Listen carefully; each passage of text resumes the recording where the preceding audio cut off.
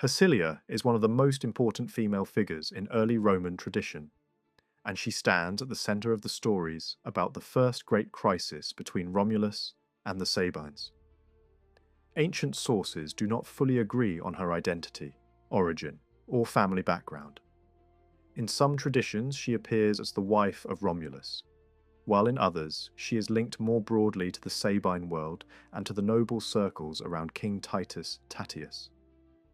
This uncertainty is itself significant, because Hersilia was shaped in Roman memory not simply as an individual woman, but as a symbolic figure connecting the Latin and Sabine worlds.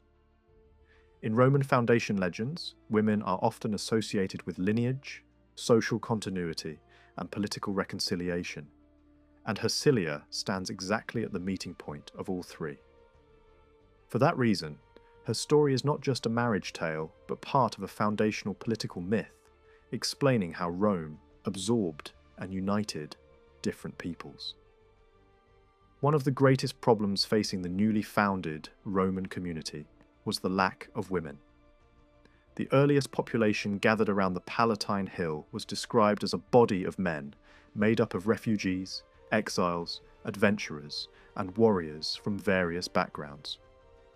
This created a serious long-term problem because the survival of the community required families, lawful descent, and stable kinship ties. Romulus is said to have sought marriage alliances from neighbouring peoples, but his requests were refused. After that came the famous episode during the festival of Consualia, when Sabine, women and young women from neighbouring communities, were seized and taken into Rome. Hersilia emerges in connection with this event, and in some versions she is presented as one of the most distinguished, perhaps even the most prominent, among the women carried off. Ancient writers preserve different traditions about Hersilia's origin. In accounts associated with Livy and Plutarch, she is strongly connected with the Sabine sphere. Some traditions treat her directly as a Sabine woman, while others suggest that she belonged to a high-status family from the frontier between Sabine and Latin territory. This variety matters because ethnic boundaries in early central Italy were not always rigid in the modern sense. Antemnae, Caenina, Crustumerium, Cures, and the other settlements around Rome existed in a landscape of conflict, intermarriage, and cultural overlap. Hersilia's somewhat fluid but clearly noble background allowed her to represent not merely one people, but the new order formed between Latium and Sabinum. The most widespread tradition presents Hersilia as the wife of Romulus. This marriage should not be understood as an ordinary domestic union, but as a bond that strengthened the legitimacy of Rome's founding ruler. If Hersilia was understood as Sabine in origin, then her marriage to Romulus carried a clear political meaning, because it showed that the new Roman community joined neighbouring peoples not only by conquest, but also through marriage and descent. In early Italy, aristocratic marriages were often instruments of alliance between communities. Hersilia's place beside Romulus therefore conveyed an ideological message that Rome did not simply crush the Sabine world, but drew it into its own foundation story. Whenever Roman tradition wanted to emphasize that the city grew not only by the sword, but also by union, household formation, and new generations, figures such as Hersilia became central. Her most famous role appears in the episode where the war between the Romans and the Sabines is brought to an end. The Sabine king Titus Tatius gathered his forces, centered on Cures, and marched against Rome, and the conflict reached its decisive stage around the capital and the valley of the Forum. The betrayal of Tarpeia, the seizure of the Capitoline position, and the fierce fighting that followed form one of the densest parts of early Roman legend. At that moment, the Sabine women are said to have rushed into the battlefield and placed themselves between their fathers and their husbands. In many traditions, Hersilia is presented as the leader or chief spokeswoman of these women. Her action here is not merely an emotional plea, but a form of direct political mediation between two peoples. She appeals on one side to fathers, brothers, and Sabine kin, and on the other side to husbands and the fathers of their children, declaring that the war is being fought through their bodies and their families. This scene was deeply important in Roman thought. The women are not shown as passive victims, but as active agents in the making of the new state. Hersilia's intervention on the battlefield became an early model of concordia, meaning harmony, union, and civil peace. After the fighting ceased, the joint rule of Romulus and Titus Tatius was accepted, and the Roman and Sabine elements were united in one political community.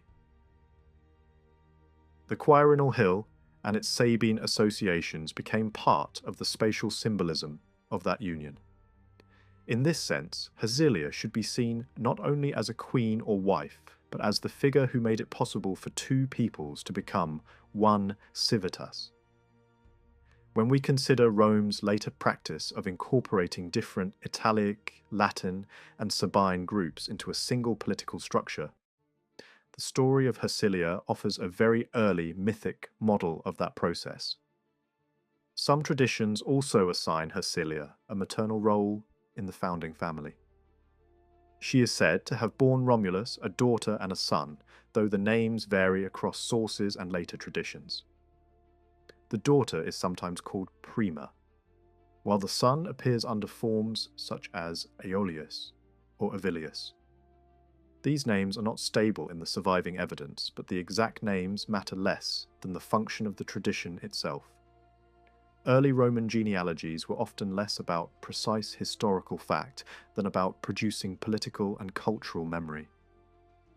By making Hersilia a mother within the founding household, Roman tradition transformed her from an abducted woman into one of the legitimate mothers of Rome.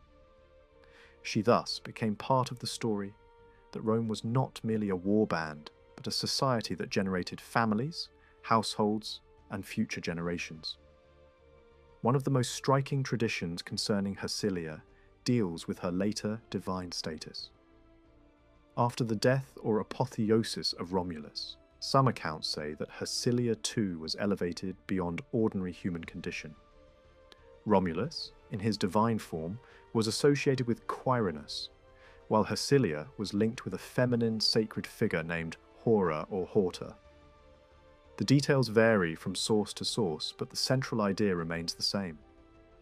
The founding pair of Rome eventually became part of the sacred order. This is important for understanding the relationship between kingship, lineage, and divinity in early Roman religion. Roman memory did not leave its founders merely in the human past. It placed them within the sacred topography and cultic imagination of the city. Hersilia's association with divinity shows that she meant far more than a simple legendary spouse. Plutarch and other authors also emphasize Hersilia's character in moral terms, portraying her as dignified, wise, mature, and conciliatory. This portrait comes very close to the Roman ideal of the noble matrona.